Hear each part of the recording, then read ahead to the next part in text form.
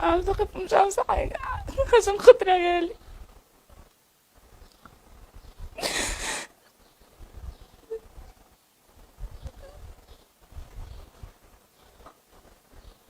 انا حاسة يعني انا بشوف يعني كلهم، الاقي مثلا ولاد خالاتي كل يعني قرايبي ولا اي حد حتى مش قريب، يعني ما شاء الله شوفه كويس وانت شفتي وش عامل ازاي.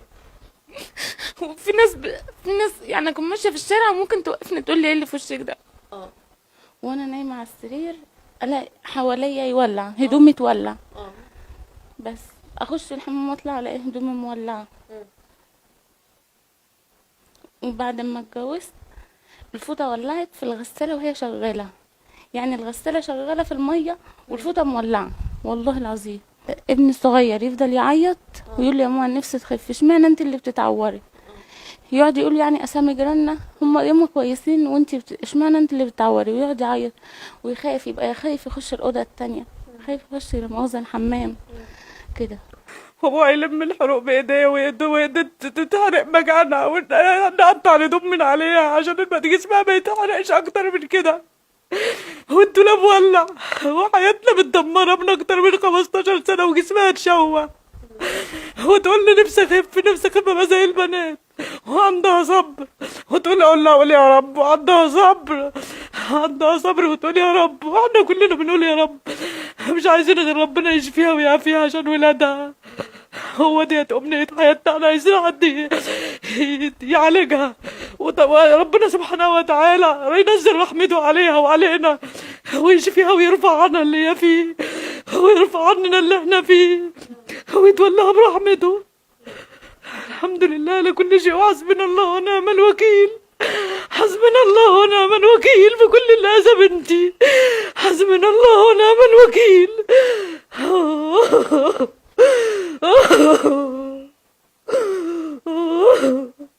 نزلت حلوان لحالة غريبة من نوعها أو فريدة من نوعها. والد الحالة اتصل بينا وقال لي يا أستاذة أنا عندي حالة صعبة جدا، بنتي سريرها بيولع بيها وهي نايمة، وكمان الدولاب بيولع وهي نايمة. جيت على الأساس ده، ولكن لما جيت لقيت حاجات أبشع مما كنت أتخيل، حاجات لا يصدقها عقل، ولكن حصلت بالفعل. وهي عندها 15 سنة ابتدى شعرها يقع، ما بقاش في شعرها ولا شعرة.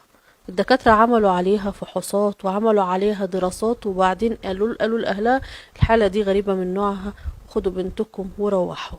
ابتدى الحواجب كمان تقع، ابتدى يطلع لها حروق في جسمها بدون اي اسباب زي ما حضراتكم شايفين. اسمحيلي معلش، ده كده من غير ما تعرف في ايه. ابتدت هدومها تولع زي ما حضراتكم شايفين. الجلابيه ديت بتقول اختفت، ولما دورت عليها لما لقيتها محروقه بالشكل ده. عايزه اقول لكل ساحر وكل مؤذي بيأذي انسان ربنا ينتقم منك. ليه تخلي حياة الناس مرار، وخصوصا ان عندها اطفال وعندها اولاد نفسهم يشوفوا امهم كويسة. احنا نفسنا يا ماما نشوفك كويسة. لحد امتى الحروق اللي بتطلع لك؟ لحد امتى؟ في وشها كمان، ولكن هي احتراما لرغبتها مش عايزين نظهر وشها. الف سلامة عليك. الله يسلمك. قولي لي ايه اللي حصل معاكي بالظبط، وابتدى معاكي الحوارات دي من امتى؟ من حوالي 15 سنة كده شعري بدأ يقع، وإن كان شعري كبير كل بدأ يقع حتة بحتة، وبعد كده لقيناه كله وقع، وحواجبي ورموشي.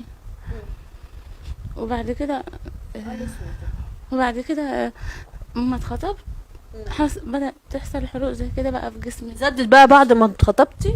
اه اه. وحروق جامدة، اه. يعني صدري كله بايظ. اه. وبعد كده الحروق ديت بصي انت بتلاقيها كده فجأة، يعني بتحسي ان في نار يعني معلش حرقاكي، بتحس هي حتة حمراء وتلاقيها بقى الجلد اسودت كده. الجلد بيحمر لوحده وبعد كده بيسود زي ما احنا شايفين كده. اه اه. بدري رحت للدكتور قال ده عايزة عملية كحت وعملية ترقية. اه. فانا يعني حرق من الدرجة الأولى تالتة. بالتالتة. اه. حرق درجة تالتة، يعني عايز كحت وترقيع يبقى ده درجة أولى. والله اه الدكتور قال درجة تالتة، ده حرق درجة تالتة. اه بس وبعد كده بقى الدولاب بيولع حاجتي انا بس. اه، يعني الدولاب بيولع بحاجتك انت بس. اه. اه وانا نايمة على السرير الاقي حواليا يولع، هدومي تولع. اه.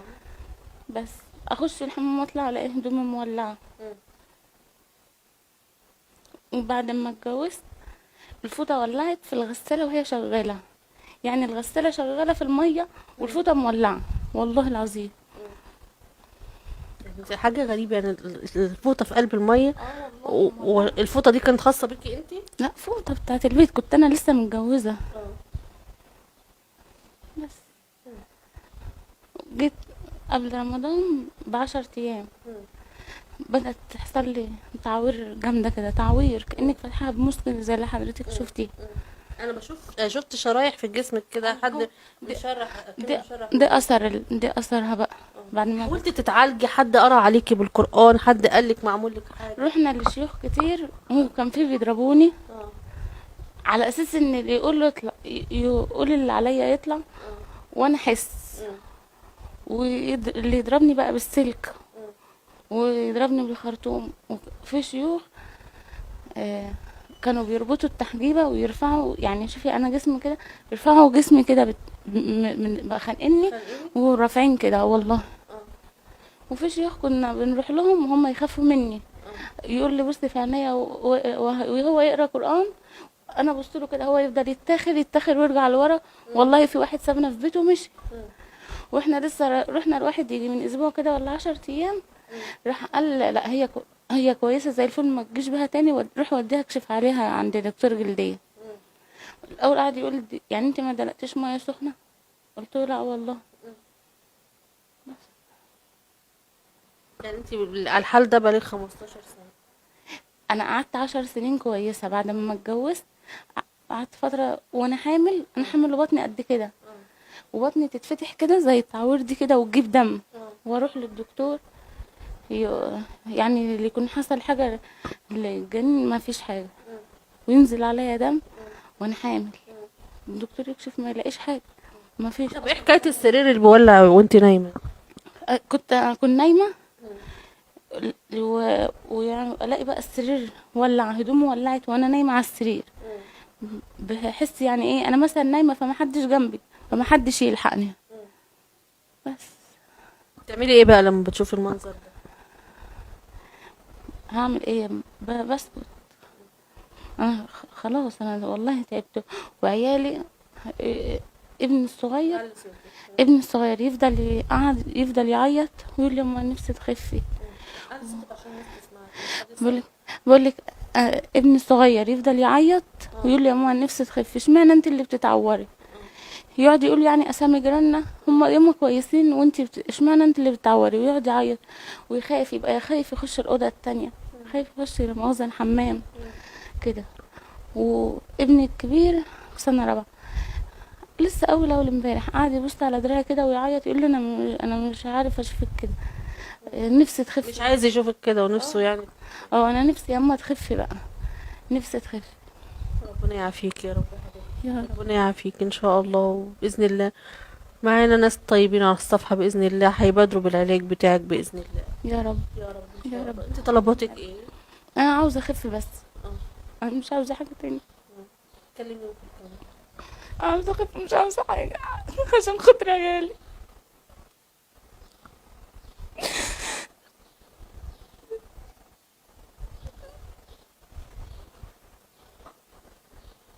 انا حاسه يعني انا بشوف يعني كلهم، الاقي مثلا ولاد خالاتي كل يعني قرايبي ولا اي حد حتى مش قريب، يعني ما شاء الله شوفه كويس، وانت شفتي وش عامل ازاي.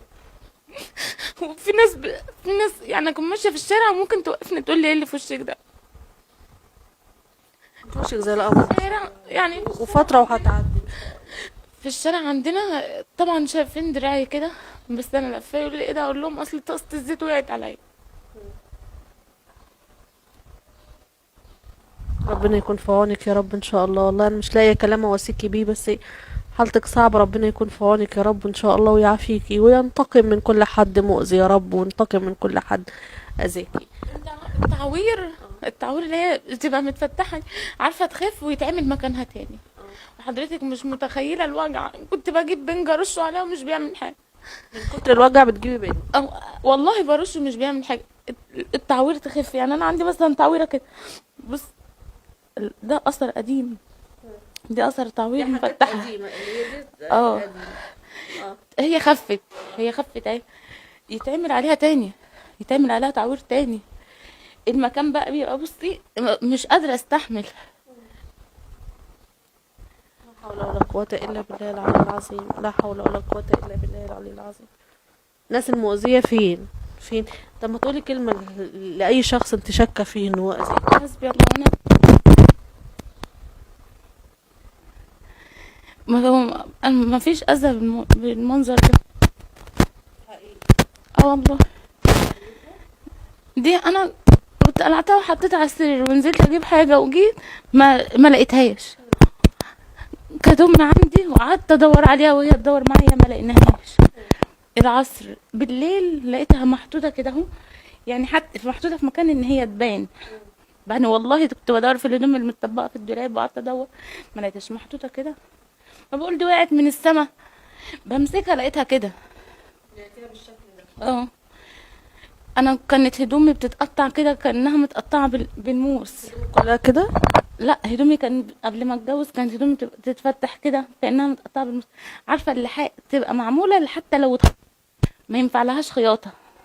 ربنا يشفي لك بنتك يا رب ان شاء الله. امين يا رب العالمين. قولي لي ايه اللي حاصل معاها دوت، الحاجات الغريبة اللي حاصلة؟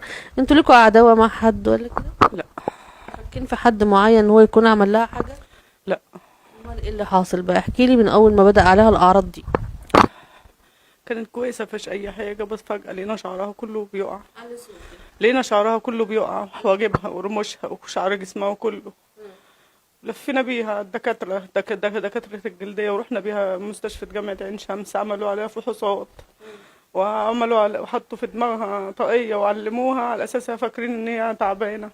وديناها خدت علاج نفسي لمده 10 شهور على اساس الدكتور قال يمكن يكون تعبانه نفسيا وبقت تاخد علاج نفسي. بعد كده قال حرام عليكم، احنا بنديها سم، دي مش تعبانه نفسيا، احسن مني ومنك مفيهاش اي حاجه، خديها وروحي بنتك بنتك ما عندهاش حاجه، احنا الطب ما بيقولش اللي عندها ده، خديها وروحي. وده في دكاتره قالوا لي ده سحر ده ولا ايه، خدي بنتك وروحي. وروحنا. ابتدت بقى ايه، ابتدت بعد كده ابتدت بالجروح، الاول جروح، كل حاجه في جسمها بتتعور، سقف بقها، لسانها، حواجبها، جفونها، خدودها، كل قرودها، رقبتها، كأن ذبح كده، كأنها مذبوحه، كل حته في جسمها كانت بتتعور وبتبهدل الدنيا دم. بعد كده بعد الجروح الحروق بقى اللي كانت اصعب حاجه. بعد الحروق جسم بقت تخش الحمام هدومها تولع، وابوها يلم الحروق بايديه ويده تتحرق مكانها، ونقطع الهدوم من عليها عشان جسمها ما يتحرقش اكتر من كده. والدولاب ولع، وحياتنا متدمره من اكتر من 15 سنه وجسمها اتشوه. وتقول لي نفسي اخف ابقى زي البنات، وعندها صبر، وتقول اقول لها قول يا رب، وعندها صبر وتقول يا رب، واحنا كلنا بنقول يا رب، مش عايزين غير ربنا يشفيها ويعافيها عشان ولادها. هو ديت أمنية حياتنا، أنا عايزين حد يعالجها، وربنا سبحانه وتعالى ينزل رحمته عليها وعلينا، ويشفيها ويرفع عنها اللي هي فيه، ويرفع عننا اللي احنا فيه، ويتولاها برحمته. الحمد لله على كل شيء، وحسبنا الله ونعم الوكيل، حسبنا الله ونعم الوكيل في كل اللي أذى بنتي، حسبنا الله ونعم الوكيل.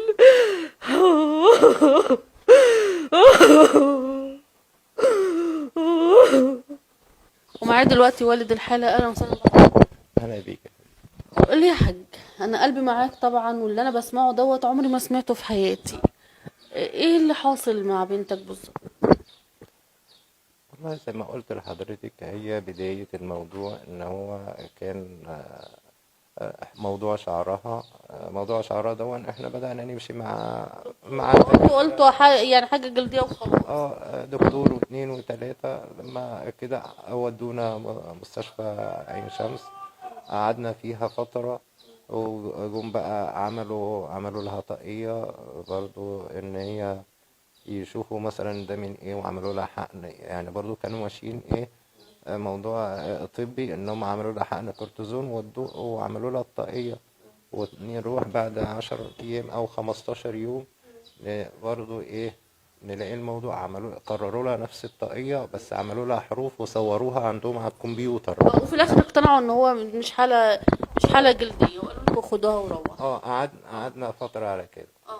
لما بدأنا بقى نمشي مع الشيوخ، بدأ الأذى معاها بقى يزيد، بدأت تتعور، بدأت هدومها تتقطع، بدأت يعني وهدومها تتحرق، ويعني يعني نخلص من حاجة كذا كذا حاجة. حكاية الحلم اللي حلمته وصحته لقيته في ايديها الكالونة دي. هي جت كانت نايمة عادي، فصحيت بتقول أنا عملت عملية، وبعدين بصينا لقينا في دراعها دون معمول بيتادين، وايه نقول كانوا بتدين وفي كلمة حقيقي. وكانوا راكبة في ايديها. هي مجرد حلم كانت بتحلمه، صحيت لقيت الكالونة في ايديها اه اه والسر اللي بتحرق بقى وان ما هي مثلا نايمة تبص تلاقي حرف المراية يولع ان الولعة جاية على جسمها. لو قاعدة مثلا على كنبة برضو ايه، تلاقي ايه الولعة جنبيها. جت بعد كده تخش الحمام، لا مؤاخذة ايه، هدومها تتحرق عليها. بتستقبل الاخبار دي ازاي او بتشوفها ازاي؟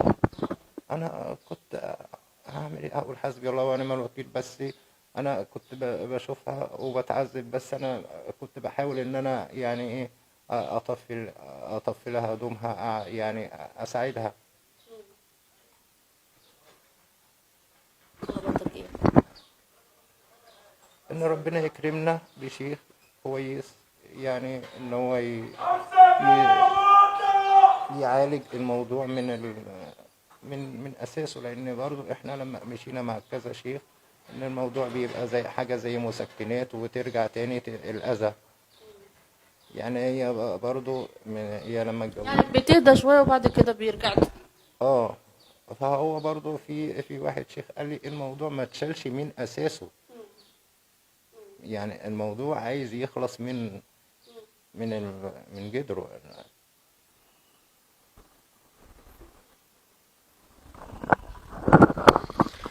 حسبنا الله ونعم الوكيل في كل مؤذي وفي كل مؤذية. يعني لو انت شايفنا دلوقتي ضميرك صاحي ولا ميت؟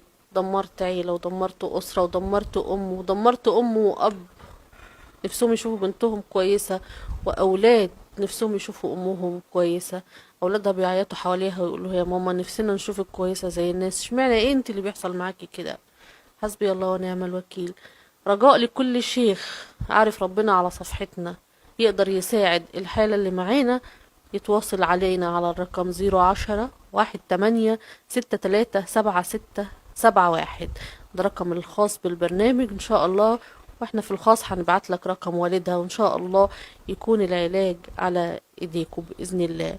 بكده انتهت حلقتنا النهارده، ودمتم في رعاية الله وامنه. كان معكم سميحة صلاح في حديث الشارع.